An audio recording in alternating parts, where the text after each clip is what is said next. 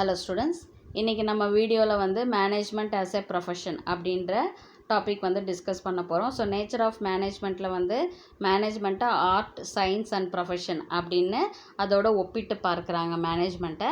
Art and science already நம்ம discuss பண்ணியிருக்கோம். So இந்த வீடியோட ப்ரொஃபஷனாக வந்து நம்ம மேனேஜ்மெண்ட்டை வந்து டிஸ்கஸ் பண்ண போகிறோம். ஸோ இது வரைக்கும் நம்ம சேனலை சப்ஸ்கிரைப் பண்ணாதவங்க ப்ளீஸ் சப்ஸ்கிரைப் பண்ணுங்கள். பெல் ஐக்கானை கிளிக் பண்ணிவிட்டு ஆல் பட்டன் கிளிக் பண்ணிங்கன்னா நான் போடுற வீடியோஸோட நோட்டிஃபிகேஷன் உங்களுக்கு இமீடியட்டாக வரும். டிஸ்கிரிப்ஷன் பாக்ஸில் ப்ரீவியஸ் வீடியோஸோட லிங்க் கொடுத்துருக்கேன். அதை கிளிக் பண்ணி பார்க்கும்போது இந்த சாப்டர் வந்து உங்களுக்கு தெளிவாக புரியும். Okay, management as a profession. You have understood so far that the all forms of organized activity need to be managed. எந்த ஒரு ஆர்கனைஸ்டான ஒரு ஆர்கனைசேஷன் ஒரு சரியான முறையில் வழிபாடு முறைகளை வந்து கடைப்பிடிச்சிட்டு வரக்கூடிய எந்த ஒரு ஆர்கனைசேஷனாக இருந்தாலும் சரி, அந்த இடத்துல நிர்வாகம் அப்படின்றது வந்து மிக முக்கியமான ஒன்றாக இருக்குது.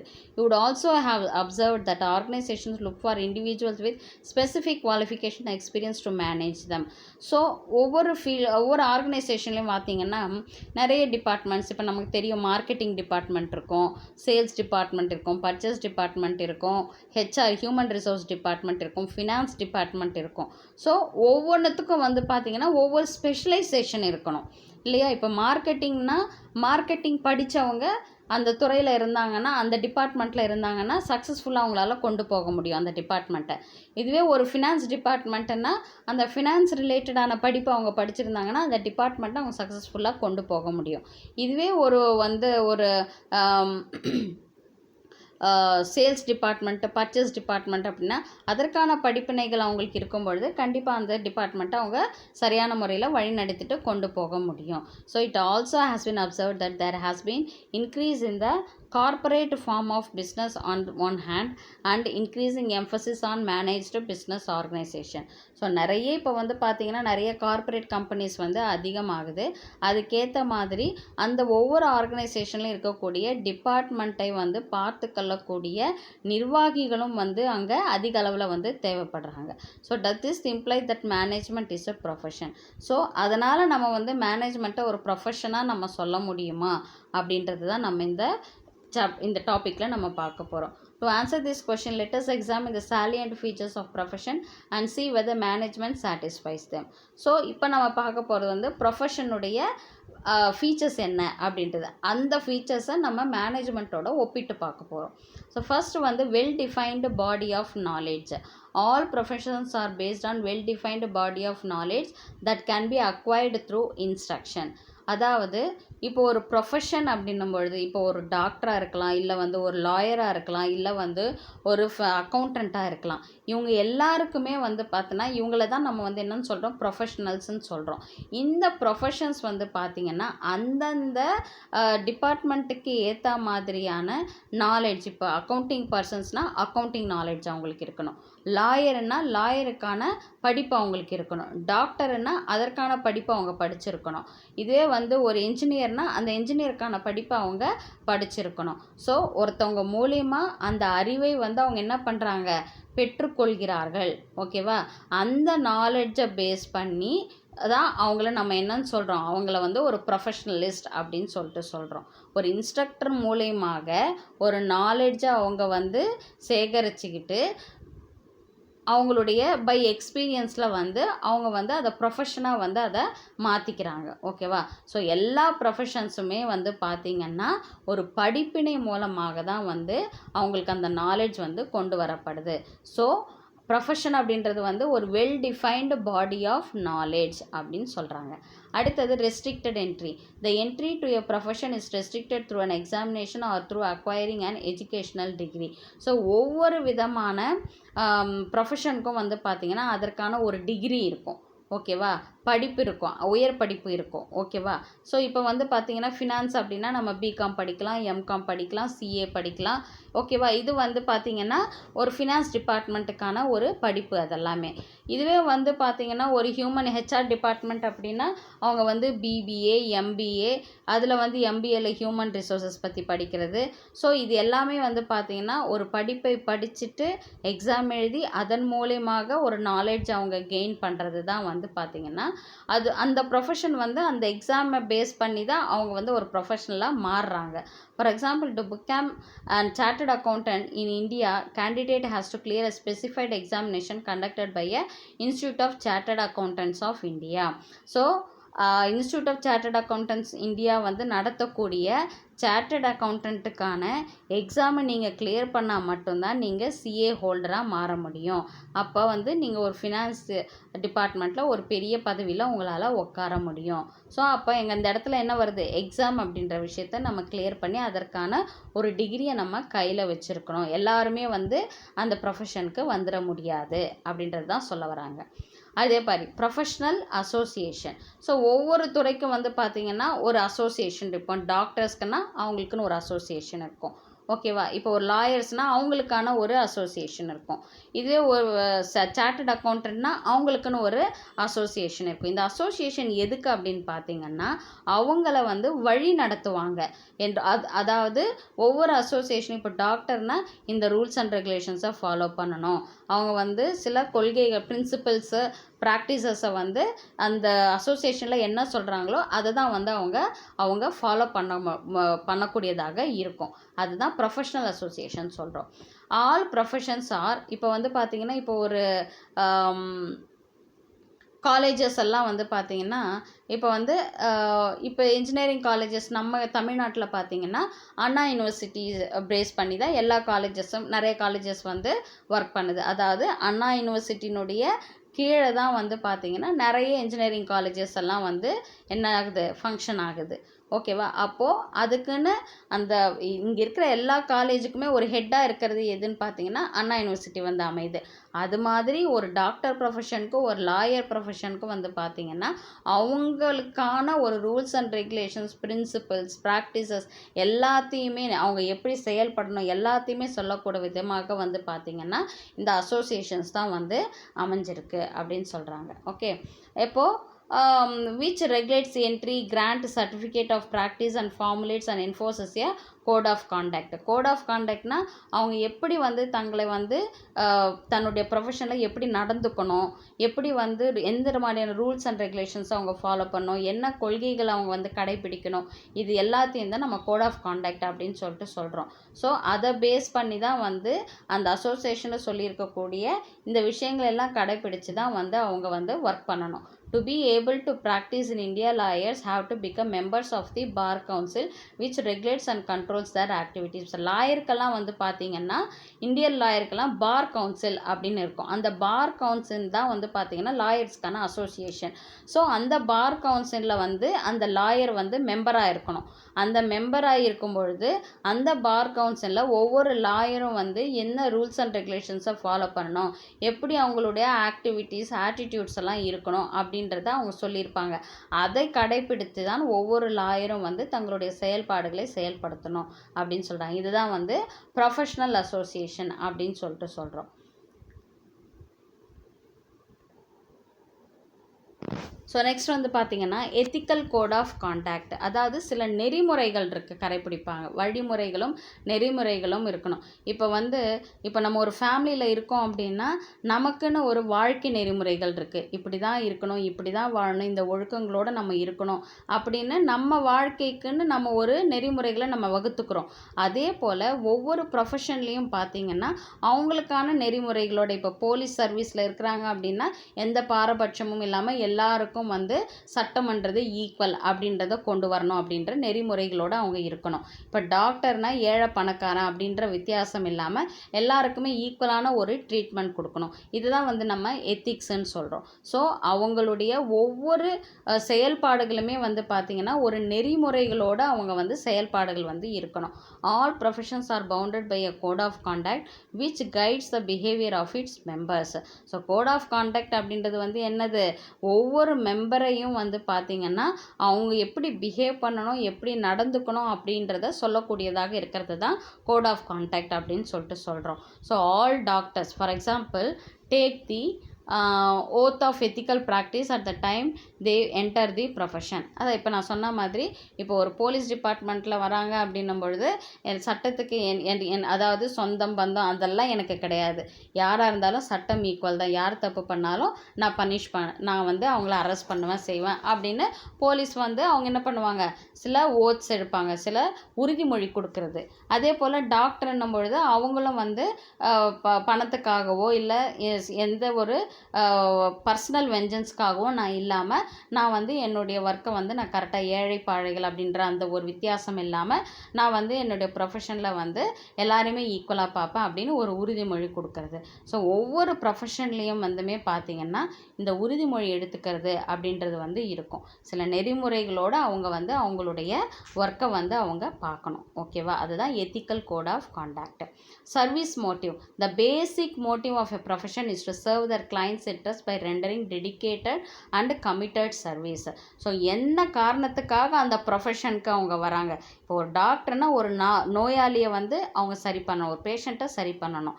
இப்போ ஒரு லாயர்கிட்ட வராங்கன்னா அவங்களுக்கான நீதியை அவங்க வாங்கி கொடுக்கணும். இப்போ அதே போல் வந்து பார்த்திங்கன்னா இப்போ ஒரு போலீஸுன்னா சட்டப்படி என்ன இது தண்டனை வாங்கி கொடுக்க முடியுமோ, இல்லை யார் சரியான பர்சனை தப்பு பண்ணியிருக்காங்களோ அவங்களுக்கு சரியான முறையில் அவங்க வந்து நீதிமன்றத்தில் கொண்டு ஒப்படைக்கணும். இதில் வந்து எந்த விதமான பர்சனலான எந்த விஷயங்களுமே எடுத்துக்காமல் சர்வீஸ் மோட்டிவோடு அவங்க வந்து சேவை மனப்பான்மையோடு அவங்க வந்து செயல்படுறவங்கள தான் நம்ம ப்ரொஃபஷனலிஸ்ட்னு சொல்கிறோம். So task of lawyer is to ensure that his client gets justice.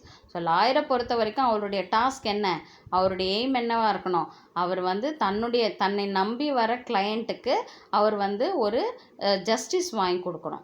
ஓகேவா? அவருக்கான ஒரு நீதியை வந்து அவர் வந்து வாங்கி கொடுக்கறது தான் லாயருடைய வேலை.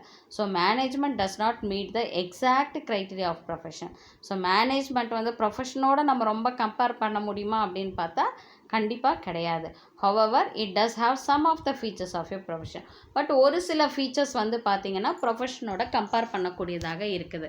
என்ன அப்படின்னு பார்த்தீங்கன்னா, all over the world there is marked growth in management as a discipline. So management அப்படின்றது வந்து பார்த்திங்கன்னா இப்போ வந்து ஒரு ஆர்கனைசேஷனில் ஒர்க்கர்ஸ் வந்து நிறைய பேர் இருப்பாங்க.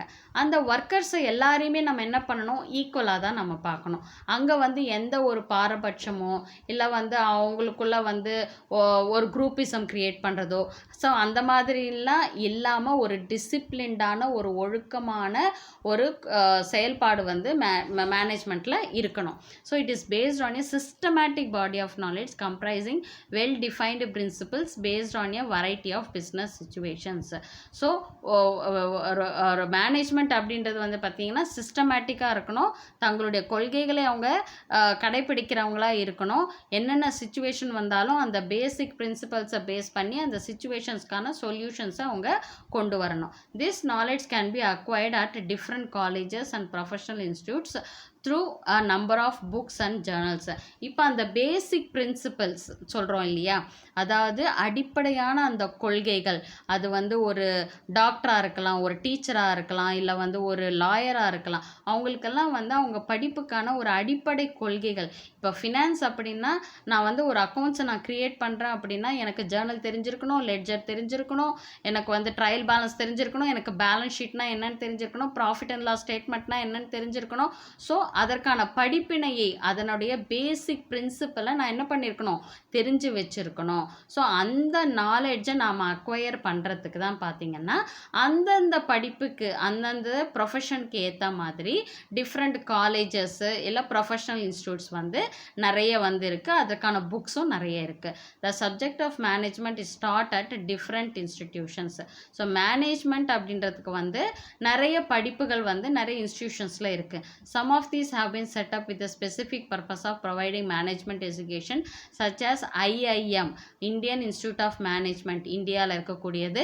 இங்கே வந்து பார்த்திங்கன்னா மேனேஜ்மெண்ட்டுக்கான படிப்பினையே அவங்க வந்து கொடுக்குற ஒரு அசோசியேஷனாக இருக்கிறாங்க. Entry to different institutes is usually through the an examination. So ஒரு எக்ஸாமினேஷன் மூலியமாக நம்ம என்ன பண்ணுறோம், ஒரு நிர்வாகத்தன்மைக்கான ஒரு படிப்பினையே நம்ம வந்து படிக்கிறோம். There is no restriction on anyone being designated or appointed as a manager in any business enterprises. So ஒரு மேனேஜராக வந்து ஒரு ஆர்கனைசேஷனில் இருக்கணும் அப்படின்னும் பொழுது அதில் வந்து எந்த ரெஸ்ட்ரிக்ஷன்ஸுமே கிடையாது. யார் வேணாலும் வந்து ஒரு பிஸ்னஸில் வந்து மேனேஜராக இருக்கலாம். இப்போ ஒரு ஸ்மால் பிஸ்னஸ் நடத்துகிறாங்க, இப்போ ஒருத்தர் மட்டுமே ஒரு பிஸ்னஸ் பண்ணுறாங்க அப்படின்னா அவங்க வந்து அந்த மேனேஜ்மெண்ட்டுன்ற அப்படி கோர்ஸை படிச்சிருக்கணுமா அப்படின்னா அப்படிப்பட்ட நிர்பந்தம் வந்து எதுவுமே கிடையாது. ஓகேவா? அதில் வந்து கண்டிப்பாக இவங்க இந்த கோர்ஸை படிச்சிருந்தா மட்டும்தான், இந்த படிப்பை அவங்க படிச்சிருந்தா மட்டும்தான் அவங்க வந்து இந்த பிஸ்னஸை பண்ண முடியும், மேனேஜ் பண்ண முடியும் அப்படின்னா கண்டிப்பாக கிடையாது. இப்போ ஒரு சோல் ப்ரொப்ரைட்டர் இருக்கிறாரு ஒரு பிஸ்னஸில் அப்படின்னும்போது அவரே தான் மேனேஜர், அவரே தான் இன்வெஸ்டர், அவரே தான் ஓனர், எல்லாமே அவரே தான் அப்படின்னும் பொழுது அங்கே வந்து மேனேஜர் படிப்பு படித்தா தான் ஒரு பிஸ்னஸ் ஸ்டார்ட் பண்ண முடியுமானா யாராலையுமே ஸ்டார்ட் பண்ண முடியாது. ஸோ ரெஸ்ட்ரிக்ஷன் வந்து கிடையாது. Any one can be called as a manager irrespective of education qualification possessed. So யார் வேணாலும் வந்து அவங்கவுங்க பிஸ்னஸ்க்கு வந்து மேனேஜராக இருக்க முடியும். அதுக்காக இந்த படிப்பு இருக்கணும், இந்த குவாலிஃபிகேஷன் இருக்கணும் அப்படின்ற எந்த அவசியமும் வந்து இங்கே இல்லை. So unlike professions such as medicine or law which require practicing doctor or lawyer to possess valid degrees. ஆனால் மற்ற ப்ரொஃபஷன்ஸ் வந்து பார்த்திங்கன்னா இப்போ ஒரு டாக்டரோ ஒரு லாயரோ இல்லை வந்து ஒரு அக்கௌண்டண்ட்டோ வந்து பார்த்திங்கன்னா அதற்கான படிப்பினையே அவங்க படிச்சிருந்தால் மட்டும்தான், அவங்க என்ன அதுக்கான ப்ராக்டிஸ் பண்ணியிருந்தால் மட்டும்தான், அதற்கான டிகிரி வச்சுருந்தா மட்டும்தான் அவங்க அந்த துறையில் ப்ரொஃபஷனலிஸ்ட்டாக இருக்க முடியும். Now here in the world is it mandatory for a manager to possess any specific degree. So but professional knowledge and training is considered to be a desirable qualification since there is greater demand for those who possess degrees or diplomas from reputed institutions. Therefore as such the second criterion has not yet been strictly met. So இப்போ வந்து பார்த்திங்கன்னா professional knowledge இப்போ வந்து ஒரு training மூலமாகவோ இல்லை வந்து ஒரு எக்ஸ்பீரியன்ஸ் மூலமாகவோ அவங்க வந்து ஒரு மேனேஜர் ப்ரொஃபஷனில் அவங்களால வந்து இருக்க முடியும். அவங்களுக்கு இந்த குவாலிஃபிகேஷனோடு இருந்தால் தான் அந்த மேனேஜர் போஸ்ட்டில் இருக்க முடியும் அப்படின்ற எந்த விதமான அவசியமும் கிடையாது. ஆனால் அந்த குவாலிஃபிகேஷனோட அவங்க இருக்கும் பொழுது கண்டிப்பாக அவங்களுக்கான அந்த மதிப்பும் சரி இல்லை அந்த மேனேஜ்மெண்ட்டுக்கான குவாலிட்டியும் வந்து அந்த இடத்துல கண்டிப்பாக இருக்கும். ஓகேவா? அப்போது இந்த இடத்துல வந்து பார்த்திங்கன்னா ப்ரொஃபஷனுடைய ஒரு டாக்டர் ஒரு லாயர் ப்ராக்டிஸ் பண்ணுற மாதிரி மேனேஜ்மெண்ட்டுக்குன்னு நம்ம எந்த ப்ராக்டிஸும் நம்ம வந்து பண்ணிவிட்டு அந்த ப்ரொஃபஷனுக்கு நம்ம வர்றது கிடையாது. ஸோ அப்போ இது வந்து ப்ரொஃபஷனுடைய க்ரைட்டீரியாவை மீட் பண்ணக்கூடியதாக இல்லை. So there are several associations of practicing managers in India like AIMA that has laid down a code of conduct to regulate the activities of their members. So ஒரு சில அசோசியேஷன்ஸ் வந்து பார்த்திங்கன்னா அதாவது AIMA மாதிரி இவங்கெல்லாம் வந்து பார்த்திங்கன்னா மேனேஜர்ஸ்க்கு வந்து அவங்களுக்குன்னு சில கோட் ஆஃப் கான்டாக்ட் வந்து கொடுக்கப்பட்டிருக்கு. ஒரு மேனேஜ்மெண்ட் பண்ணக்கூடிய நிர்வாகிகள் வந்து இந்த code of conduct rules and ரெகுலேஷன்ஸை அவங்க வந்து ஃபாலோ பண்ணணும், பேசிக் பிரின்சிபல்ஸை இவங்க ஃபாலோ பண்ணணும் அப்படின்றது வந்து அந்த அசோசியேஷனில் சொல்லப்பட்டிருக்கு. So there is however no compulsion for managers to be members of such an association nor does it have any statutory backing. ஆனால் இந்த அசோசியேஷனில் அந்த மேனேஜர் வந்து ஒரு மெம்பராக இருக்கணுன்ற அவசியம் இல்லை. இப்போ நம்ம லாயர்னா பார் கவுன்சிலில் ஒரு மெம்பராக இருக்கணும், டாக்டர் அசோசியேஷனில் டாக்டர்னா ஒரு மெம்பராக வந்து அதில் இருக்கணும். ஆனால் மேனேஜர்ஸை பொறுத்த வரைக்கும் எந்த ஒரு கம்பல்ஷனும் கிடையாது. அவங்க வந்து இந்த அசோசியேஷனில் ஒரு மெம்பராக இருக்கணும் அப்படின்ற எந்த அவசியமே வந்து கிடையாது. சட்டப்பூர்வமாகவும் எந்த விதமான கம்பல்ஷனும் வந்து அங்கே கிடையாது. The basic purpose of management is to help the organisation achieve its stated goal. So நிர்வாகத்தினுடைய முக்கியமான குறிக்கோளாக என்ன கருதப்படுது அப்படின்னா ஒரு ஆர்கனைசேஷனுக்குன்னு ஒரு கோல் செட் பண்ணியிருப்பாங்க. அந்த கோலை ரீச் பண்ணுறதுக்கு இந்த மேனேஜர்ஸ் வந்து சரியான முறையில் நிர்வாகம் பண்ணி கொண்டு போகணும். This may be profit maximisation for a business enterprise and service for a hospital. So இது வந்து பார்த்தீங்கன்னா ஒரு ப்ராஃபிட்டை வந்து அதிகப்படுத்தணும் ஒரு பிஸ்னஸ் என்டர்பிரைஸில் அப்படின்ற நோக்கத்துக்காக வந்து இது அமைஞ்சிருக்கு. However profit maximisation is the objective of management does not hold true and is fast changing. So profit maximisation அப்படின்ற ஒரு நோக்கத்துக்காக மட்டும் இல்லாமல் வந்து பார்த்தீங்கன்னா நிறைய பல சர்வீஸ் இப்போ ஹாஸ்பிட்டல் அப்படின்னு பார்த்தீங்கன்னா சர்வீஸ் மோட்டிவோட பண்ணுவாங்க. ஸோ எல்லாத்தையுமே ப்ராஃபிட் மோட்டிவோட தான் பண்ணுறாங்க அப்படின்றத நம்ம சொல்ல முடியாது. இப்போ ஹாஸ்பிட்டல்ஸ்லேயும் வந்து மேனேஜ்மெண்ட் இருக்கும் இல்லையா, ஹாஸ்பிட்டல்லையும் நிர்வாகம் பண்ணக்கூடிய ஒரு டிபார்ட்மெண்ட்ஸ் இருக்கும். ஸோ அது எல்லாமே ப்ராஃபிட்டுக்காக தான் அவங்க ஒர்க் பண்ணுறாங்க அப்படின்றத நம்ம பொதுவாக நம்ம சொல்ல முடியாது அப்படின்னு சொல்கிறாங்க. Therefore, if an organization has a good management team that is efficient and effective, it automatically serves society by providing good quality products and reasonable prices. So ஒரு ஆர்கனைசேஷனில் ஒரு நல்ல நிர்வாகத்திறன் வந்து இருக்கிற பட்சத்தில் வந்து பார்த்தீங்கன்னா சொசைட்டிக்கு ஒரு ப்ராடக்டை வந்து ப்ரொடியூஸ் பண்ணக்கூடிய ஒரு ஆர்கனைசேஷனாக இருந்துச்சுன்னா நல்ல ப்ராடக்டாக மக்களுக்கு கொண்டு போய் சரியான விலையில் கொண்டு போய் சேர்க்கிறதா இருக்கும் நல்ல மேனேஜ்மெண்ட் அப்படின்னா அப்படின்னு சொல்லிட்டு சொல்கிறாங்க. ஸோ இதுதான் வந்து பார்த்திங்கன்னா மேனேஜ்மெண்ட் ஆஸ் எ ப்ரொஃபஷன். ஸோ இதில் ஏதாவது உங்களுக்கு டவுட்ஸ் இருந்துச்சுன்னா கமெண்ட் செக்ஷனில் கமெண்ட் பண்ணுங்கள். உங்கள் டவுட்ஸை நான் கிளாரிஃபை பண்ணுறேன். இந்த வீடியோ உங்களுக்கு பிடிச்சிருந்துச்சுன்னா லைக் பண்ணுங்கள், ஷேர் பண்ணுங்கள். நெக்ஸ்ட் வீடியோவில் நம்ம பார்க்கலாம். தேங்க்யூ.